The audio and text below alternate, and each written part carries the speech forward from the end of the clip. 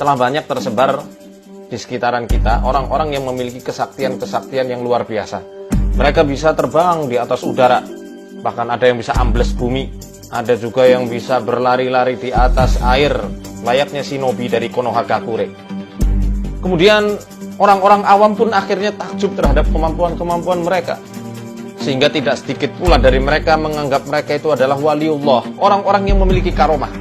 Padahal Al-Imam Asy-Syafi'i rahimahullah ta'ala berkata, "Idza ra'aitumur rajula yamshi 'alal ma'i wa yatiru fil hawa fala taghtarru bihi hatta tu'radu amruhu 'alal kitabi wa sunnah." Apabila kalian melihat seseorang yang mampu berjalan di atas air atau terbang melayang di udara, maka jangan kalian tertipu dengan kemampuannya itu hingga nampak pada kalian sikapnya terhadap Al-Quran dan juga As-Sunnah. Al-Quran telah menjelaskan poin-poin yang bisa kita pegang untuk membedakan mana waliullah dan mana wali setan. Allah Ta'ala berfirman dalam surat Yunus ayat 62-63, di mana Allah Ta'ala berfirman, "A'udzu billahi minasyaitonir rajim. Ala inna awliya Allahi la khaufun 'alaihim wa lahum yahzanun. Alladzina amanu wa kanu yattaqun." Ketahuilah, sesungguhnya para kekasih Allah tidak akan pernah takut dan tidak akan pernah sedih, yakni mereka orang-orang yang beriman dan mereka orang yang selalu bertakwa. Beriman maksudnya adalah dengan menjaga ketauhidannya sebenar-benarnya, tanpa mencampur adukan tauhid dengan kesyirikan, dan mereka betul-betul menjaga ketakwaannya dari apa-apa yang Allah haramkan.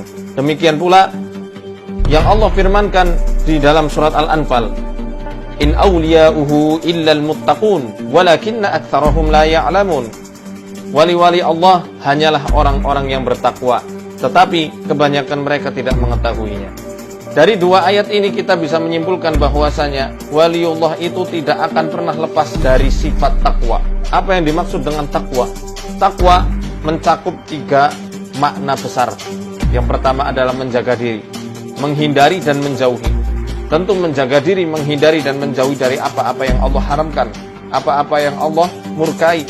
Maka bagaimana mungkin karomah itu datang kepada wanita yang tidak berjilbab, tidak menjaga auratnya dengan benar.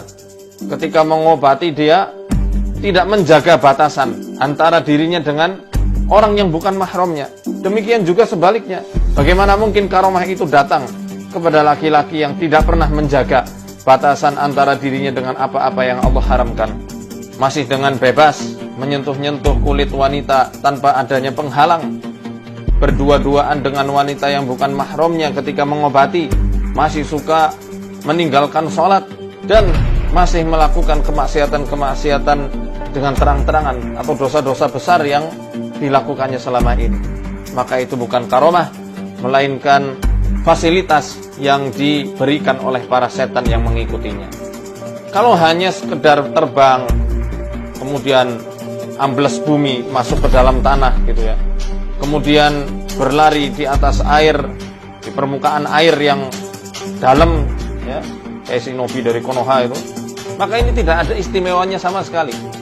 Bahkan kalau dia bisa menghilang atau mempunyai kemampuan berlari secepat kilat layaknya The Flash, itu juga bukanlah suatu hal yang menakjubkan, bukan suatu pertanda bahwasanya dia adalah waliullah yang memiliki karomah. Ini dijelaskan oleh Al-Qusairi yang meriwayatkan dari Al-Bustami. Ketika ada kabar bahwa ada orang yang mampu pergi ke Mekah dalam waktu semalam, maka Al-Bustami mengatakan, "Asyaitanu yamshi fi sa'atin minal masyriqi ilal maghribi fi la'natillah." Ibaratnya Al-Bustami itu pengen mengatakan, apa kehebatannya? Setan aja melintasi bumi dari timur ke barat dalam waktu yang sesaat di dalam laknatnya Allah. Jadi kalau hanya sekedar kelebihan-kelebihan itu yang menjadi patokan orang tersebut punya karomah, kemudian orang-orang menganggapnya sebagai wali, kata Al-Bustami, itu bukan apa-apa. Setan lebih hebat dan lebih dulu bisa melakukan hal tersebut. Dia bisa melintasi bumi dari penjuru timur sampai barat dalam waktu sekejap, tapi dia melakukannya di dalam laknatnya Allah. Kemudian Al-Bustami juga pernah mengatakan, "Wa ayu ujubatin fi hadhihi tayrun ya'kulul maitata yamurru fil hawa wal mu'minu asyrafu minat tayr." Apa hebatnya kemampuan bisa terbang, burung makan bangkai dan dia juga bisa terbang di udara. Sedangkan orang yang beriman lebih mulia daripada burung. Kemudian Umar bin Sa'id Al-Fawti, beliau juga pernah mengatakan, an jami'il mursidina at-tahdir minal karamati wa wasafaha bi annaha haidur rijal.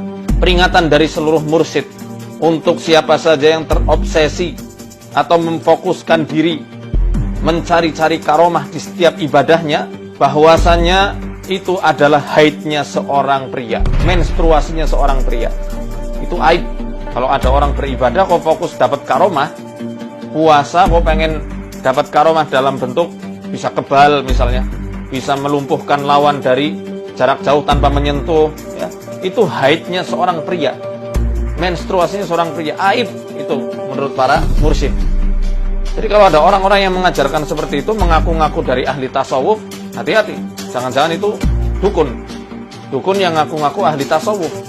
Tidak benar yang semacam itu. Termasuk kemampuan-kemampuan tadi, bisa terbang, berjalan di atas air, di air yang dalam, ya, air yang permukaannya dalam, atau kemampuan-kemampuan hebat lainnya, itu para ulama-ulama sufi pun tidak menyukai hal tersebut.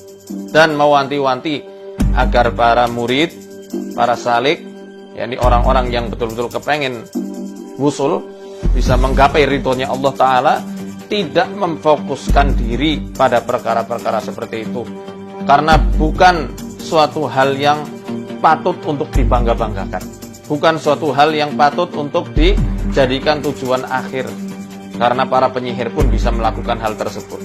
Bahkan hewan-hewan pun bisa melakukan hal tersebut. Iblis yang dilaknat Allah pun jauh lebih hebat daripada Anda yang fokus untuk ilmu kesaktian seperti ini. Lalu siapa sebenar-benarnya waliullah itu? Al-Imam Asy-Syafi'i rahimahullah ta'ala pernah berkata, mereka orang yang patut untuk disebut sebagai waliullah adalah mereka-mereka yang punya ilmu agama dan mengamalkan apa yang telah mereka pelajari. Ya, mereka penuntut-penuntut ilmu, para asatidzah, para kiai yang betul-betul mengamalkan ilmunya, mengajarkan ilmunya di pelosok-pelosok kampung, menyebarkan dakwahnya, itulah para waliullah. Imam Syafi'i mengatakan, in lam yakunil fuqaha'ul 'amiluna awliya Allah falaysa lillahi waliyun. Jika para fuqaha ulama yang mengamalkan ilmu mereka tidak disebut waliullah, maka Allah tidak punya wali. Jadi kalau pengen jadi waliullah yang sebenar-benarnya, pengen menjadi kekasih Allah, belajar ilmu fikih, belajar ilmu tauhid, belajar ilmu tafsir, kemudian ajarkan kepada umat yang membutuhkan. Niscaya Allah akan terangi Anda dengan cahayanya. Karena ilmu ini adalah cahaya Allah yang Allah sematkan di hati seorang hamba.